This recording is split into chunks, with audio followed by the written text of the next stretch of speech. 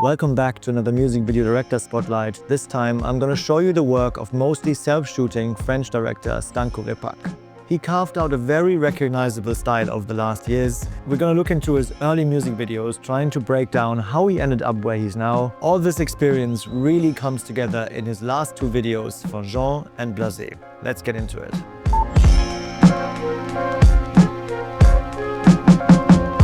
France is really where it's at right now. There's just so much good stuff coming from French artists. I'm thinking about Ino Casablancas or Usher and Crack's recent music videos. They are full of filmmaking and VFX techniques. I want to talk a little bit about establishing a specific look and finding your style, and obviously break down why I think Stanko is doing an amazing job creating visualizations of these songs. Both recent videos that we're going to look at today are very similar in their cinematography, direction and post-production. In Blasé's different mind, we are thrown into a world that could easily be dream and nightmare at the same time. The opening reminds me a lot of Harmony Korine's Gummo. The image captivates with really high contrast, strong vignetting, subtle flicker and grain movement throughout the frame. The surreal setting of all these animals in the house while Blasé is performing straight into camera, mostly completely unbothered by them, is really uncanny. And let her in my mind. And what did I expect? I knew what she would find. The bright light Stanko is using on camera also suggests that without it, it would be absolutely pitch black, which definitely adds a lot to the creepiness.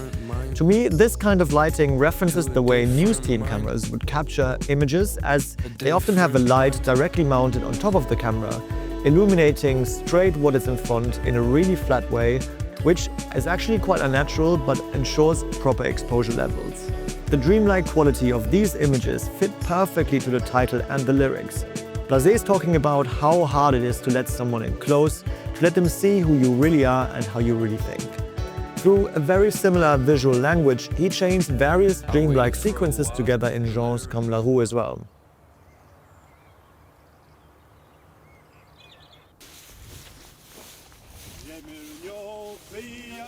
We are shown several different vignettes that aren't really connected. The French Royal Army with their muskets out on the open field, contrasted by modern technology like the windmill turning in the background, or the two men fighting in medieval armor and bare knuckle on top of the parking deck, make different times clash together. Je rappe la fleur de peau, elle pleure des bouquets de larmes. Yeah, je rappe droit dans ses yeux avant elle doutait de moi. Je rappe la bouteille de Jack, je rappe pas la bouteille de. The track and visuals really pulled me in and didn't really let me go. I was mesmerized by the imagery. I really haven't seen anything similar before. He also seems to be influenced by paintings. This scene with the two guys making out really reminded me of René Magritte's The Lovers No. 2 from 1928. Comme La Roue was the first video I've seen by Stanko, and then a couple days later I stumbled over A Different Mind by Blasé, and I immediately knew it was also shot by him. I've talked about how tricky it is to carve out your unique style nowadays, with so many different tools and techniques being obviously widely available. I talked about this in my video about Lusa and his crew and why they're so good at what they're doing, because they have been working on their craft for a very long time. I really wanted to find out where Stanko was coming from and how he ended up with such a strong visual language. I found it really hard to find out anything about him. He seems very private, has no website, but luckily his YouTube channel features a huge archive of music videos he's directed and shot, going back as far as 6 years. So I went digging. Even his oldest videos are going for a heavy, stylized look with focus on post-production. For his music videos back then, I'm sure there's little to no budget available. Most of the actual footage is a variety of performance shots of the artist. Most videos are shot entirely handheld on a DSLR or mirrorless compact camera. Stanko is trying out a lot of different visual techniques and VFX elements early on. And he's developing long-lasting relationships with artists like KASPER or Serane, for who he's shot a lot of music videos over the years. And you can really see them growing together. He's starting to play with texture overlays in 2021, for example in his video for High Five by Serane and the Homie.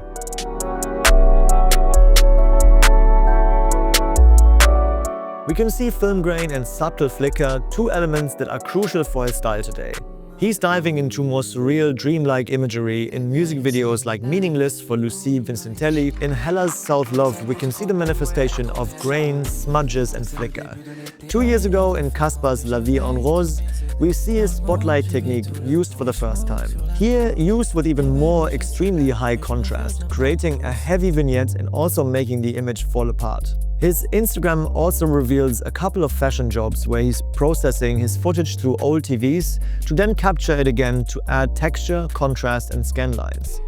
7 months ago in Serane's Dis-moi, we see a very similar post-production pipeline to Different Mind or Comme la Roue. In 2024, he's posting surreal snippets on Instagram. It remains unsure if they belong to a music video or other projects, but they are absolutely stunning. The first music video which really carries his signature style is for Nicolas Repac, who he has done a lot of music videos for over the years. Maybe their family, who knows? Anyway, but here I was made aware of another aspect that Stanko style really works well with. A very personal negotiation of memory and a sense of family. The video features Nicolas Repac and his mum who has Alzheimer's. Stanko visualizes this beautifully.